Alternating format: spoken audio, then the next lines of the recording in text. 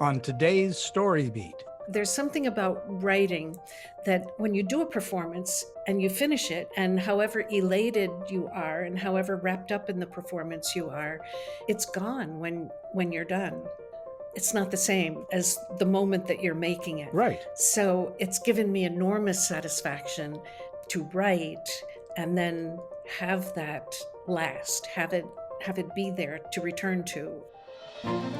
This is StoryBeat with Steve Cuden, a podcast for the creative mind.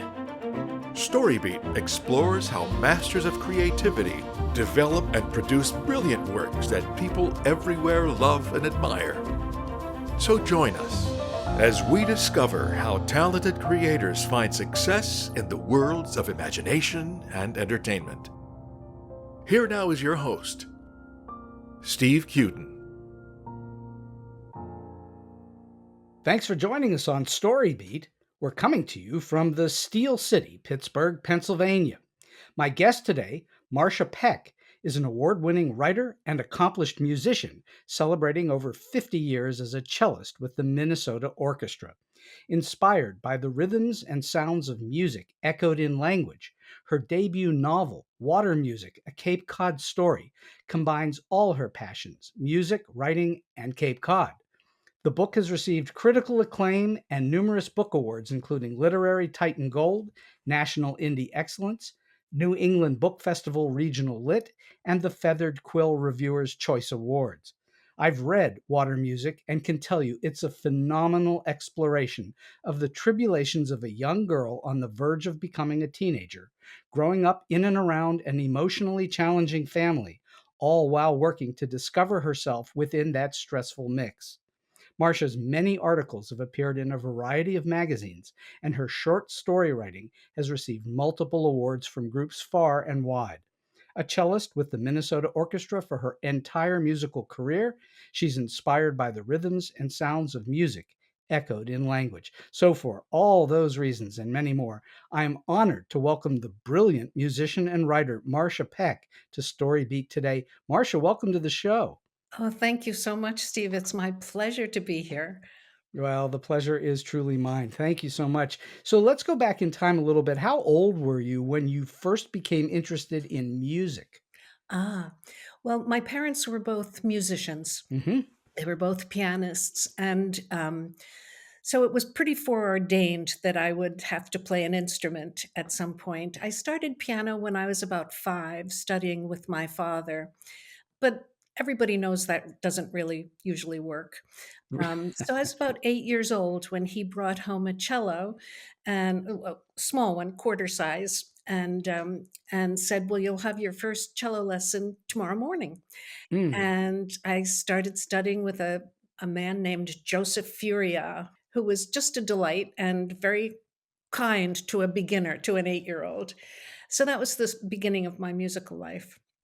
And so, were you interested in words at the same time? Did that develop at the same time for you? Ah, that's that's funny you should ask because when I was going through my father's things, his filing cabinet, he had saved a poem that I apparently wrote when I was 5 years old, and it said that Hmm. I spoke when I was 5 years old, and it went, be gay, it's Thanksgiving Day, be glad, and don't be sad." So not a lot of promise there, but, but my parents always read to me, so I was interested in reading, but that's the only thing I can think of that I wrote besides.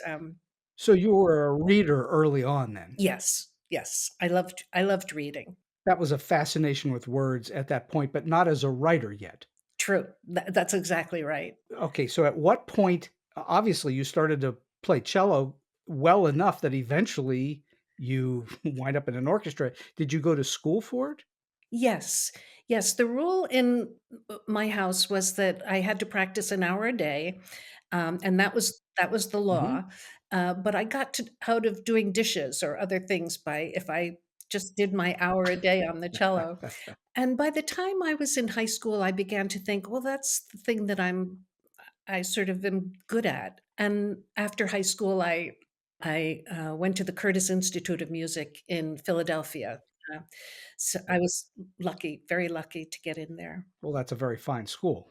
Not everybody knows it because it's so small, but it is. It's It's actually a yeah, well-known name, but yes, it's a smaller school. yes. Oh, I'm glad to hear. Yeah. So, do you now think of yourself, obviously, you've been writing for some time. This is not a new thing for you. The novel is a new thing, but writing is something you've been doing for a while. When did you start writing?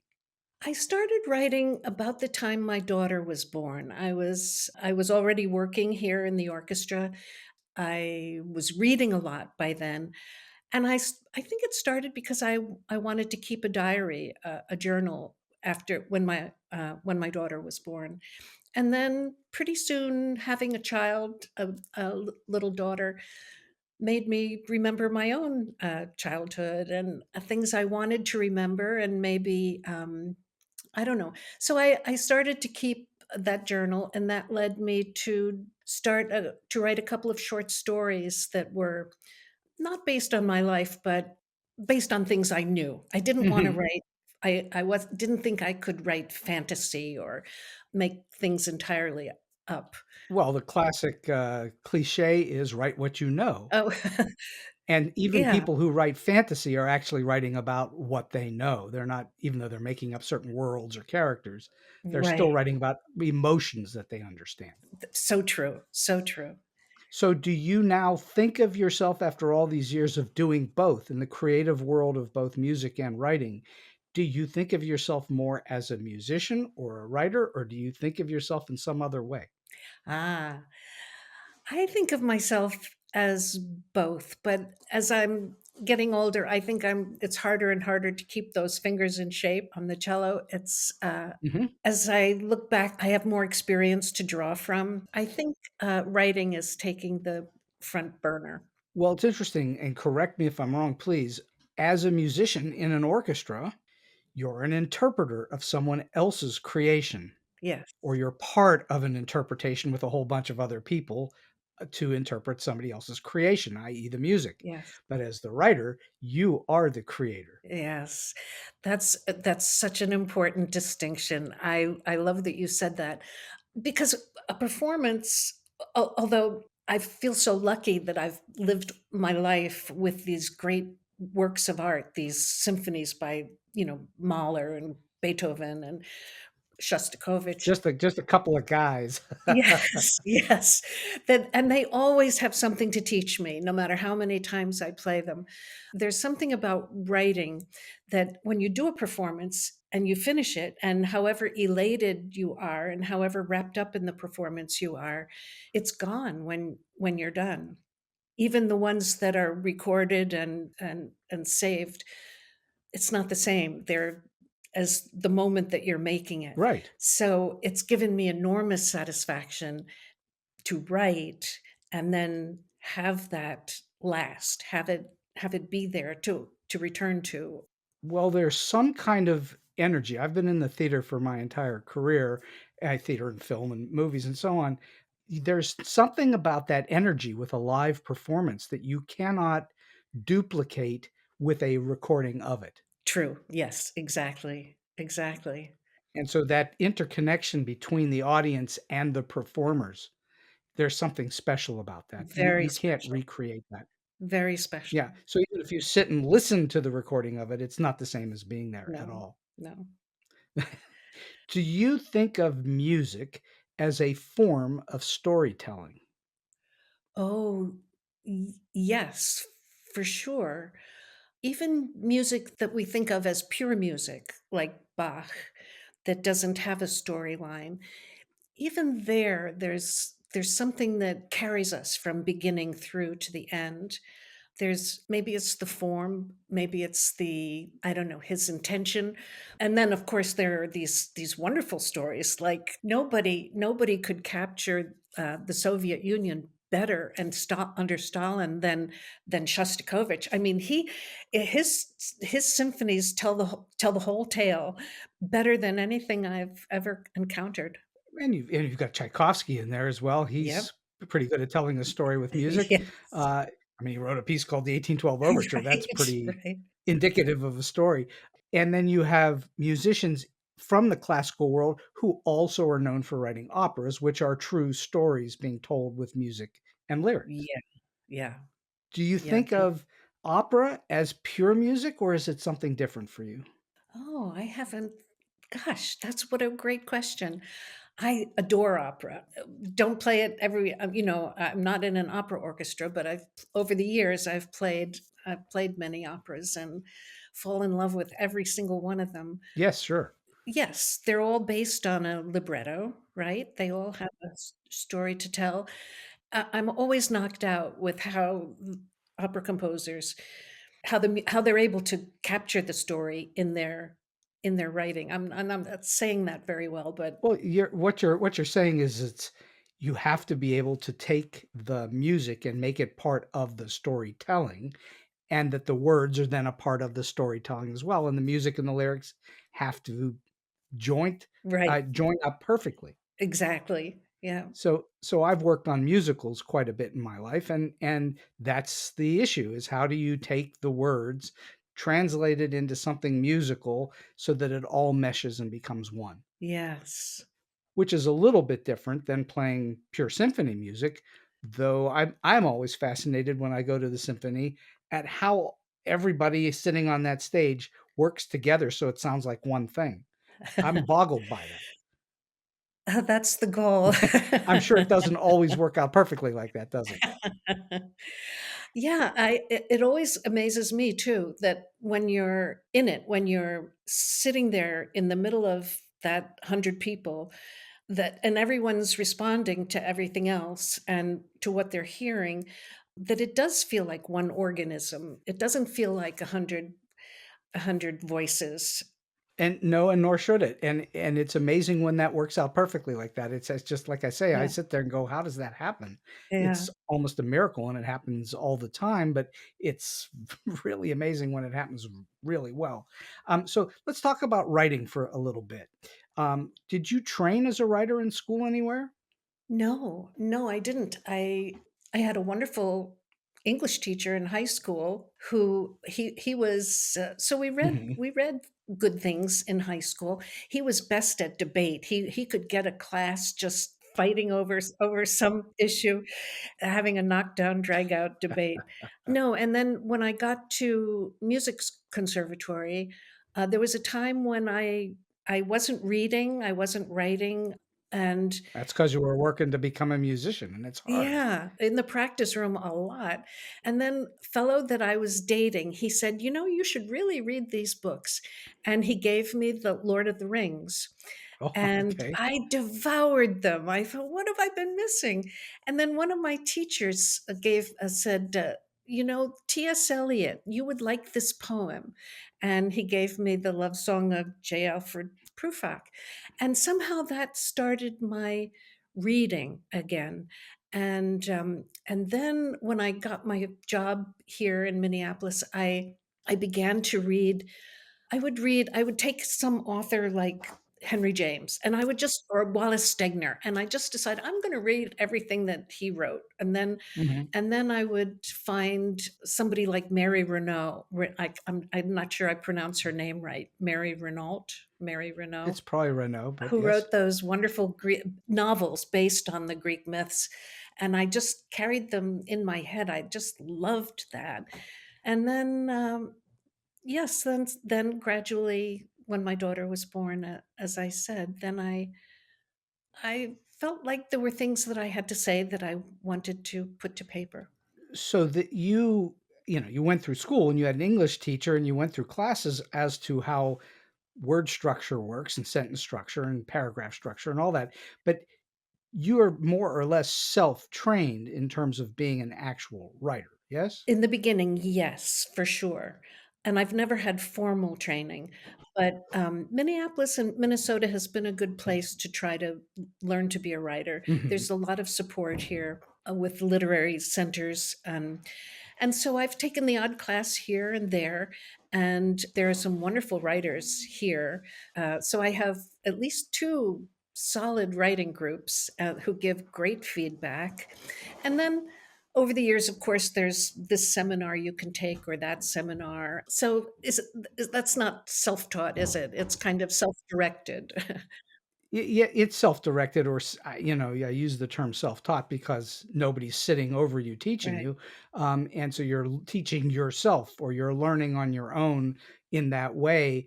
But there's no substitute. I'm sure you'll agree with this. There's no substitute for just writing and learning to write by writing, Yes.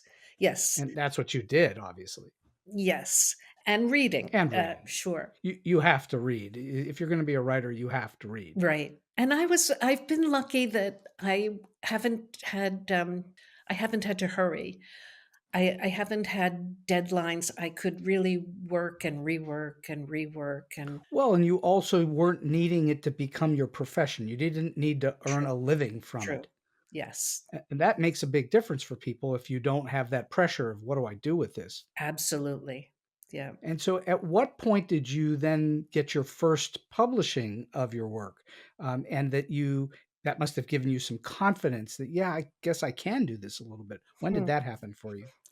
Well, funny story. The very first thing that was published, I wrote a short story, and it was a story about an orchestra musician, as one might expect. Hmm. And I entered it in a very small local competition from a small local magazine, and it won. It won the first prize, and it was published in this small local magazine with very little distribution, but I was so proud, and I got an extra copy, and I mailed it off to my father just saying, "Aha, look at this." And he said, "Well, congratulations," and he sent it back to me, and it was all marked up in red, corrections that he had made. Ever the teacher that he was, but it didn't discourage me, obviously. Well, it didn't bother whoever gave you the award. That didn't bother them. Right, right, right. My father was a stickler for certain things. But at that point, were you then encouraged to continue to write because of that experience? Yes, for sure. And so that's helpful for a writer because, as you well know, you're going to play in an orchestra, you're going to join a whole lot of other people you're going to be around on a many hourly basis. But as a writer, you're going to work alone at home. Yes. Huge I difference. guess fortunately, I'm an introvert, so that helps. I don't mind the time alone in my writing room. Yes. I do love being part of that 100 people, an orchestra, where your goals are the same and you're working together. And for an introvert, you don't really have to talk a lot. Well, you're not, you would probably have a more difficult time if you were the conductor. Oh, yes, yes, for sure. No, I would not make a good conductor. That I know that. But you could, as a cellist, you could blend into the whole. Yes. Yes. Have you ever Yes. had solos in the orchestra? Yes. Yes, and chamber music. That point, you have to no longer be an introvert at that moment, correct? You're right, you are right. Yes, the pressure's on when you're a soloist. You're in the spotlight. There's no getting around it. Yep, Everybody's paying attention to you and only you. yep. So, yeah, well, but as a writer, that introvert character of yours is naturally able to sit for long periods and not worry about the fact that there's no one else around you to that you have to interact with. You can actually be inside your own head, which, by the way, is the way I think the majority of writers in the world are. Ah. Oh, that's comforting. Yeah, certainly, helpful to be able to sit with your thoughts and not feel hurried or pressured. So, as an introvert, do you think of yourself as a people watcher that you sit back and observe the world? Ah. Yeah, yes, to an extent, but I think I plumb my own experience the most in my writing. Well, we're going to talk about that right now because let's talk about Water Music, which is this beautiful novel that you've Uh, written. Tell the listeners Thank what you. Water Music is all about because the little bit that I talked about in the opening doesn't really tell you all that much. Explain what the story is about. Ah, the There was an image that got me going on writing water music, and that was, well, when I was a child, we spent our summers on Cape Cod, and I Mhm. absolutely fell in love with Cape Cod. It was my heart's place. Even though I grew up in New Jersey, Cape Cod was that was where my all my dreams took place. It was magical for you. It was magical. And at some point, the image of that narrow, fragile piece of land that sticks way out into the Atlantic Ocean, the fact that it was connected to the rest of the country, the mainland, by two slender, thin, fragile bridges once the canal went in. Just that image of it struck me that it was a tether. And so the image of the tether just, I don't know, that got me going about how precarious our lives can be and how precarious our relationships can be and how we're tethered to each other. And so anyway, that was the start of the book for me. It came My love for correct me if I'm wrong, the story came from your own experiences in your life, yes? the characters are loosely based on people that I know. But it's not an autobiography. It's not a no, it is not a memoir. It's based on feelings and relationships, but not literal. Why did you settle on a 12-year-old girl? Why that age? I really wanted someone who was an innocent who's trying to make sense of the world around her. And she's pretty, she gets a lot right and she gets a lot wrong. And I loved that interaction where she's old enough to have some grown-up ideas about life or her family, but she's an innocent who's trying to make sense of it all. And she's somewhat naive. Yeah, that's a good word. That's a good word. But she has some observations that she's not wrong about either. So I liked having a curious, open, but on the cusp of growing up herself narrator. That's what appealed to you was the notion that she's on the verge of something, bigger than what she's experienced prior to. Exactly. Yes. It feels like she feels like a butterfly who's coming from the chrysalis of being a caterpillar. Oh, That's I what it love. feels like in the book. Oh, I love that.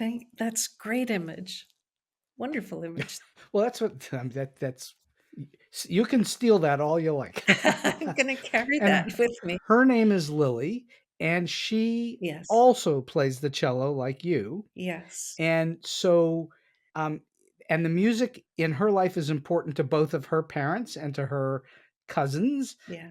and her relatives. And so music is a big component in the story. Is that where the title comes from? Water music? Ah, Water Music, I it's a title that meant a lot to me, not only because of obviously the musical Handel piece that we all know, but for me, and it was a problem for the publisher because what there are other books that are with that title, Water Music. So the publisher did want a subtitle, but I was Hmm. lucky that when you're with a small publisher, you have a better chance at having the title you want, right? And I loved the idea of water being the landscape around Lily as she's growing up, the Sure. Cape Cod landscape, and music as her inner landscape, so that we have that because they're playing off each other throughout the novel. She's very aware and of the pond she's on and it's also for me a little bit, this is hard to articulate, but they're camped on a small salt pond, but the pond has an outlet that leads to the bigger bay and then eventually out to the ocean. So that was an image that also I held throughout writing that book of she's on her way from this small world. She's on the verge of moving into the larger world of the open ocean. If And I'm not going to spoil anything, but she actually has a massive experience in that inlet going out into the ocean, She and does. it's very impactful on her life and the lives of everyone else as well. Yes. Yes. Well, it was fascinating to read. And do you feel like the that she sees the world through music?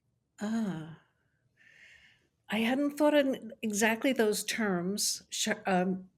Music seems to be her connection to her parents, especially the connection that she's seeking to her mother, Mhm. to her very distracted mother.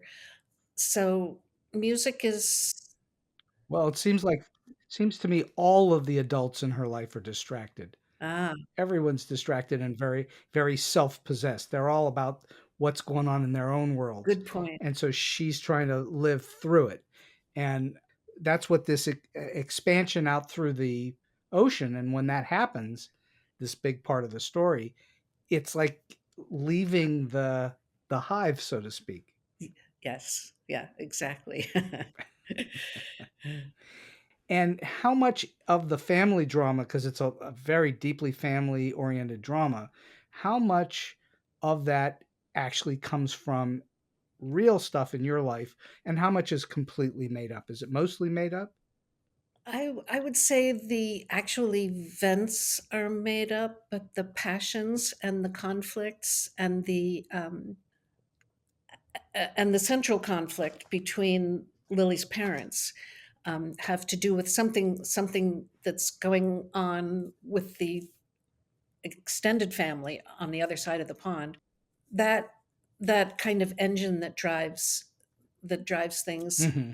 There's one character that I had written early into the story, and my writers groups and here and there, anyone that was a reader for an early reader for the book said, I just don't know what this character is here for. It's not a character who's necessary, and I couldn't get rid of her for some reason, and so I spent, I don't know, probably 6 months just asking myself every day, this character is here because, and this character is here because, and I couldn't finish that sentence for months and months. And finally, I was on my way to a rehearsal one morning in the car, and I said, this character is here. Oh my God, that's why this character is here. And that was the key to kind of finding my way to the finish the book. Isn't it amazing how that happens sometimes? You, as the writer, are so deep in it, you can't see the forest for the trees, and somebody else asks a It, simple question and it triggers everything. exactly. Yes. Wow. So true. So true. It's fascinating how that works, and that's why frequently it's good to have beta testers that read the work ahead of time, and they can give you Yeah, thoughts and inspirations that you otherwise sitting alone could not figure out because you can't see it. Why did you yeah. settle on the 1950s? This is set in the 1950s. Is that because that's your experience? Well, I like yes, in some ways, and I liked Cape Cod before Right? 1960 when Kennedy became president and formed the National Seashore. Cape Cod was a different place than it is today. It was a bit of a backwater. People went to Shishi, Long Island, or Hmm. wealthy Newport or the Jersey Shore, but Cape Cod was not on everybody's radar in Not the then. 50s. Yeah, and I Now it's a destination yes, place. Yes. yes. And I remember from my own life when the Andrea Doria went down, and what a tragedy that was, and how romantic, if you can call a shipwreck romantic, I don't know, but the ship was romantic. She was young and she was beautiful, and so that was something that just colored my mind about it. The other thing was that the 50s, it was not that long after World War II, and when I think back True. to when I was when I was in high school or college, World War II seemed ancient history to me, even though it wasn't in years that long ago. Um, and so there was something about that hanging over the fact that there's a an there are just little remnants of World War II. There's a Liberty ship from World War II that scuttled off the coast, and there are still Air Force planes that fly over and do target practice once in a while. Just little tidbits from that era that were just present in that time. So it was a romantic time for me. In retrospect. And so the 50s, because of that romantic notion, felt right to you for those Yes. characters in that moment. Yes. Yes. That makes a lot of sense. It makes a lot of sense. It would be very different if you said it today. It'd be a totally different story. Yeah. Yeah. And because the family is so isolated, I think that doesn't happen so much today we have media and we have phones and we have connections. But back then they in the book, they really are just isolated in their little pond. Yeah, that makes a lot of sense too, and that's true. In the book, there's no, uh, they have no real way to contact the outside world. Mhm. Well, outside world, I mean, down the road, but it's not like they're in outer space somewhere. They can drive to another place. What would you say were the biggest challenges for you as you were conceiving and then building out the story? What were the big challenges? Early on, I did not intend to write a novel. I wasn't thinking of undertaking anything as big as a novel. I thought I was writing a short story based on some random memories, and then the I got kind of one story sort of pieced together, and then I thought, well, no, I started to write, well, I think this will be maybe two short stories. Hmm. And then I thought, oh no, maybe it's going to be kind of a collection of short stories. And then I had to face at some point, no, this really wants to be a coherent novel. And how long in the process of deciding that did it take before you realized it was going to be a novel? Was it fairly short, or did it take a long time? I was writing, I had a full-time job, so Yes, I was writing, so it's not as though I could write every day, every morning. And so I would say that was a full-time job can be both a pleasure and a pain, right? I mean, it's absolutely right. so the good part was that I didn't have to hurry. I had time. I had a job that I loved, and I could take my time. The bad part is that when it starts to grow and become you've got something that's 250 pages, then you can't just put it aside for a month and come back and say, "Oh, I think I'll just work, fix a couple things in this chapter." No, the whole thing has to be in your mind because you have these little motifs, just like a Beethoven symphony. You have these little motifs that come here and there and repeat, and hopefully they're subtle enough that their readers don't notice them, Absolutely. but they help the whole thing cohere. So I would have to read the whole thing again, and if I set it aside for a while. So I really did take my time. I would say I spent about 10 years on this Oh, book. 10 years, that's quite a long time. Yep. It's very difficult when you have a full-time job because I've done writing while working on other things as well. So I Yeah. understand the issue. It's very hard to get into what I call the zone, where you have enough time to kind of Yes, get in there and not have it be, I've only got 30 minutes. No, I need several hours to kind of get in that rhythm. that's right. That's right. Especially when you're dealing with a musical or theater, or when you need the voice to we need it to cohere, the language, the rhythms, the tone, the It's hard to feel your way into it without some time. You need Mhm. that time element. And if you're working full time, at some other job, even if you love the other job, it's still an interference in your creative process. And that's what it sounds like it was for you. Entirely true. Yes. What did you Yes. focus on mostly when you were developing the story? Was it the characters, the plot, something else? How did you work your way through it?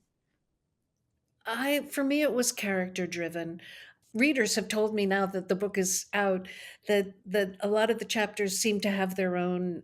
They work as a. They're not as. It's not a collection of short stories, but each Sure. chapter has a beginning, middle, and an end.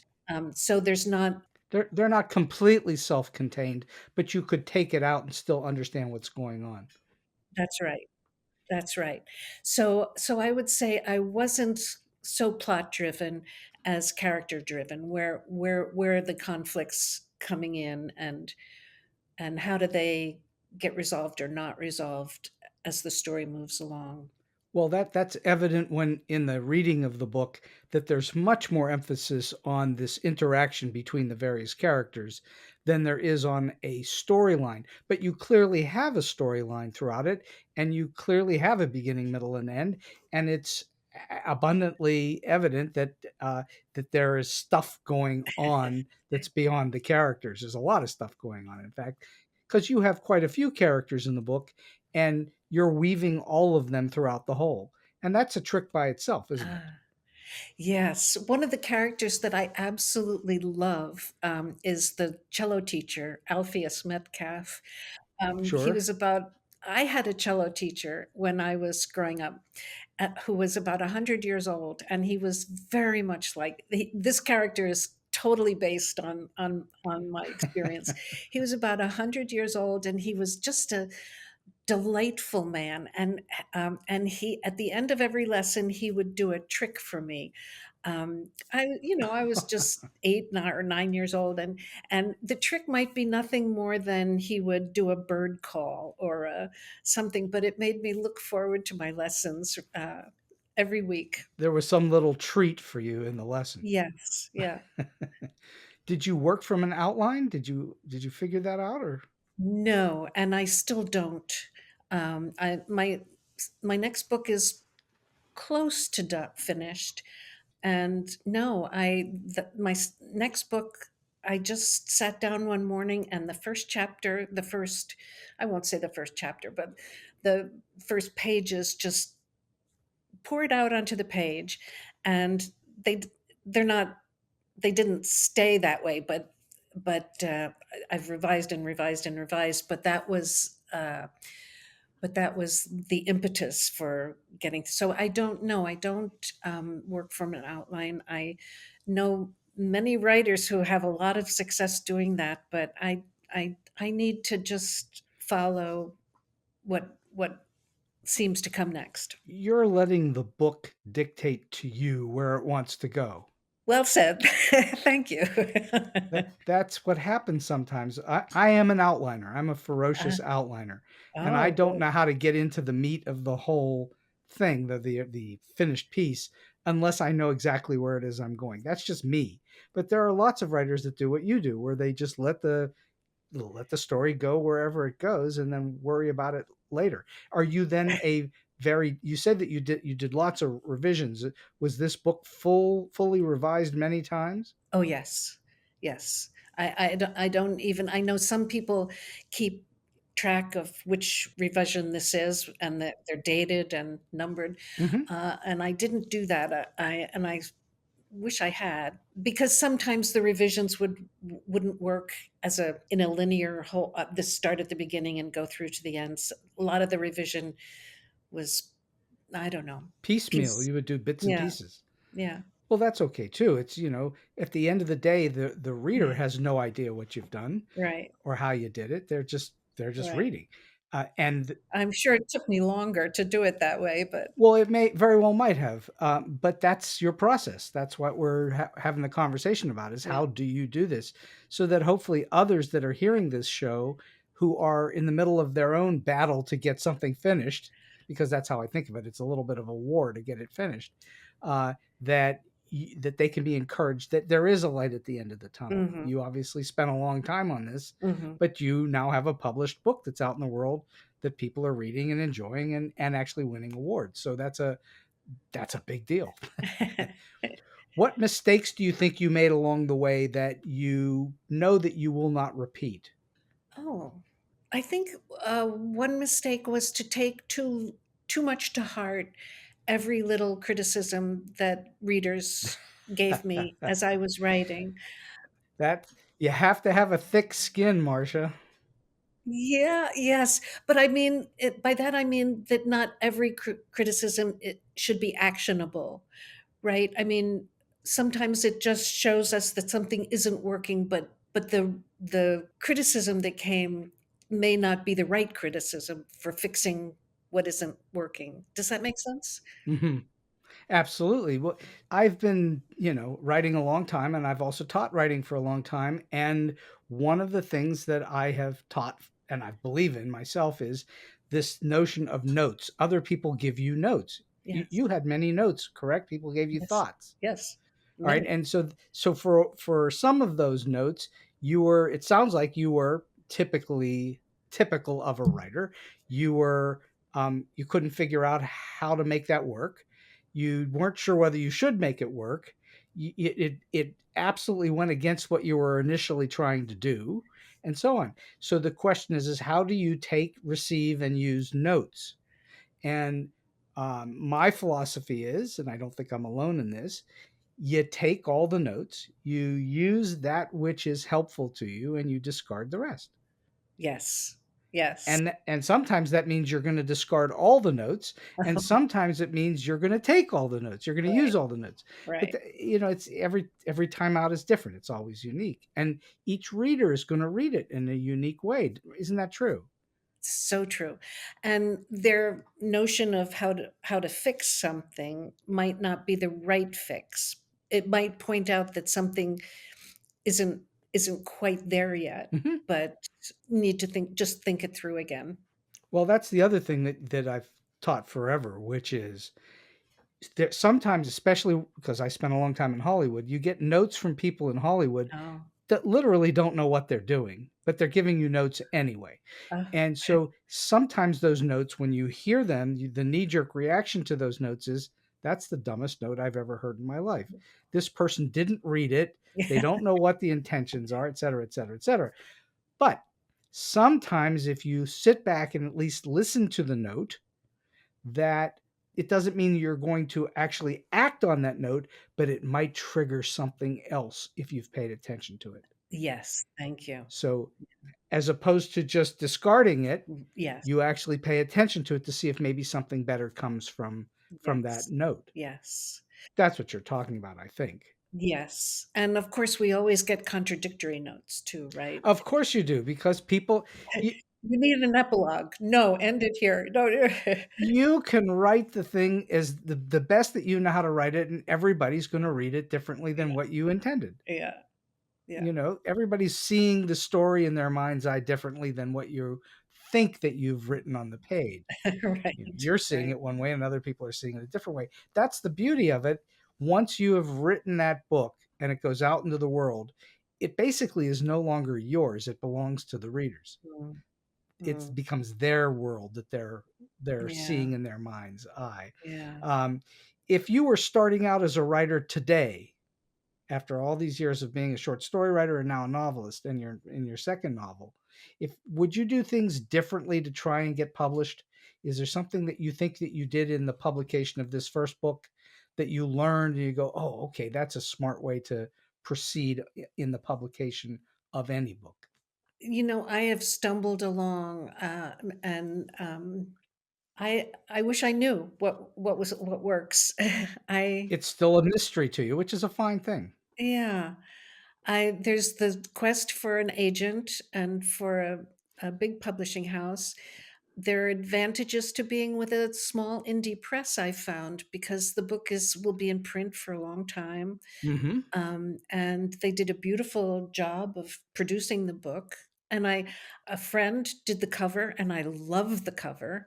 So I don't know. There's advantages and disadvantages. Well, that's why so many people today are now self-publishing because a book will sit there for Yes. as long as you want it to sit there. It could sit there for dozens of years. Mhm. As opposed to many publishing houses, they put your book out. If it doesn't sell huge, it's there for a little while and then it becomes Mhm. remaindered and you Mhm. can't get it out in the world again. Your Right. book sounds like it's going to be around a while because of your association with the publisher. I think so, and I hope that I remember there are a couple of Cape Cod books that just are evergreen. They just, last forever. The House on Nauset Marsh is one, and I hope that this will be a Cape Cod book that people return to. It wouldn't surprise me. I'm sure there are many rentals out there that people have this book on the shelf in their rental for Oh, visitors to read. oh, what a great idea. Well, that's how it works, you know?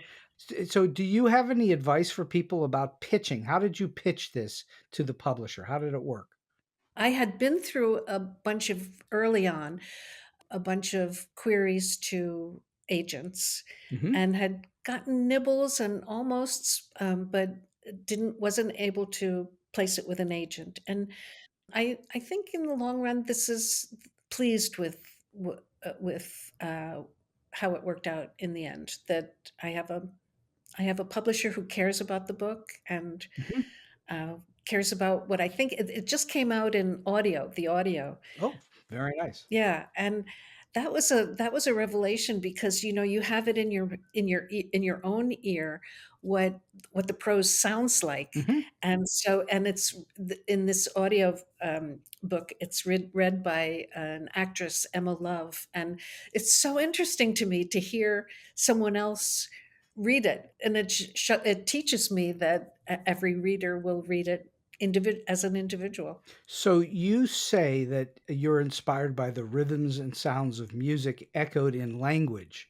Yes. Do you hear your words musically? Do they come formed as a musical sensibility to you? Definitely, definitely, and as I'm writing, I read aloud a lot. Whenever I have a week to go for a retreat and just spend a week writing or 2 weeks writing, the first thing I do is read the whole thing out loud, so that I hear not just the sentences and the paragraphs, but then I can hear the whole arc of the thing, where it revs up and where it wants to slow down, and does that make sense? Absolutely makes sense, and especially coming from a longtime musician. Yeah. So it's not just on the sentence level, but it's paragraphs and chapters, and whether they have a rhythm or a musical arc, kind of a crescendo and a diminuendo. Forgive me, but you've written Lily's symphony. Oh, I love that. Thank you. Well, that's what it feels. That's what you can hear the rhythms in the voice of your writing, which is a very positive thing for a writer to do. Ah, thank you. And I hope that I try to make it not too noticeable. You know what I mean? That I'm not trying to use big words or anything. I'm just looking for something that feels like it supports the emotions. Well, you would not want to put big highfalutin words into the mouth of a 12-year-old. So No. she's very smart. Your character eh, is not stupid. She's very smart, but she's not worldly yet. Yeah. And so you need to keep it somewhat on a more simple level Yeah. than on an highfalutin, Yeah. over verbose language level. Yes. But the key for you, correct me if I'm wrong, was not just the language, but the rhythm of the That's language. right. And how it supports each character. Well, that's what it has to do. Yeah. And Yeah. did you hear each character in its own distinct rhythm? Each character had a distinct rhythm? Huh, that's a good question. I think each character, well, yes, I think that's true. Each character, the difference between the mother and the father, and the father and his brother, they're definitely colored differently. If you were an artist, you would paint them in different colors. Yeah. Sure, that's what I mean. And where you were thinking that through as you were writing. I assume that Yes. these are different characters and needed to be presented in different ways. Yes, for sure. Well, that's makes a lot of sense. It's like different pieces of music. I keep going back to this because that's who I'm talking to. I'm talking to someone who's both a professional musician and a professional writer. So you're going to color different segments of the book like you would color different segments of a symphony. Exactly. Exactly. I have been having just a marvelous conversation about writing and music and life for almost an hour now with Marcia Peck, the author of Water Music. And we're going to wind the show down just a little bit now. And I'm just wondering, in all of your experiences, whether in the world of music or in your publishing world, can you share with us a story that's either weird, quirky, offbeat, strange, or just plain funny? I did write a flash fiction piece once this is based on my own experience. My mother died quite young, Hmm. and so let me say in the 70s and the 80s, I had a lot of friends who were into past life regressions and psychics and all this woo-woo stuff. And they used to say that a child, when it's born, is very close to that other world that we come from, and that their memory of that world fades very quickly when they get older. So when my daughter was born, I had this sense that totally unfounded, that she was the reincarnation of my mother. Okay. And so I asked her one day. She was getting ready for nursery school. She was about 3 years old, and I asked her, "Where were you before you were born?" And she said to me, just matter of factly, she said, "I was in your grandma's tummy," Ooh. out of the blue. And I mean, we never revisited that. It just kind of she said it and it was gone. And I mean, I don't think she's the reincarnation of my mother anymore, but wherever did that come from? Did it give you chills at that moment? Did, absolutely. I remember it. She's a grown woman now, and I remember Well, it. there are people over time that have told stories just like that, where a young child blurts something out that they couldn't possibly know, but there it is, just like that.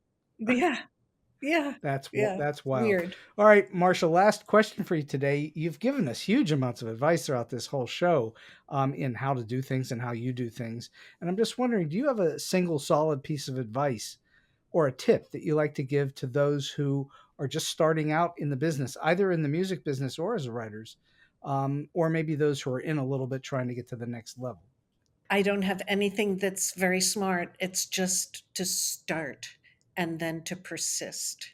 Just just begin and then keep at it. We all have the ability to do much more than we ever imagined, right? I would call that extremely smart because it's a little bit of that, if you get the ball rolling down the hill, the ball will eventually pick up some speed. That's right. And sometimes it's just getting off the couch and doing something different. That's right. It's sometimes that simple. I don't think that's anything but smart. You are so right. Marcia Peck, this has been a terrific hour on StoryBeat today, and I can't thank you enough for your time, your energy, and your wisdom. And I'm appreciative of your writing, and everyone should check out Water Music if you can find it. Well, you can find it in any of the major places to find books, Amazon or wherever. Marcia Peck, thank you so much for being on the show with me today. Thank you so much. I have loved the hour with you. And so we've come to the end of today's StoryBeat. If you like this episode, won't you please take a moment to give us a comment, rating, or review on whatever app or platform you're listening to. Your support helps us bring more great StoryBeat episodes to you. StoryBeat is available on all major podcast apps and platforms, including Apple Podcasts, YouTube, Spotify, iHeartRadio, TuneIn, and many others. Until next time, I'm Steve Cuden, and may all your stories be unforgettable.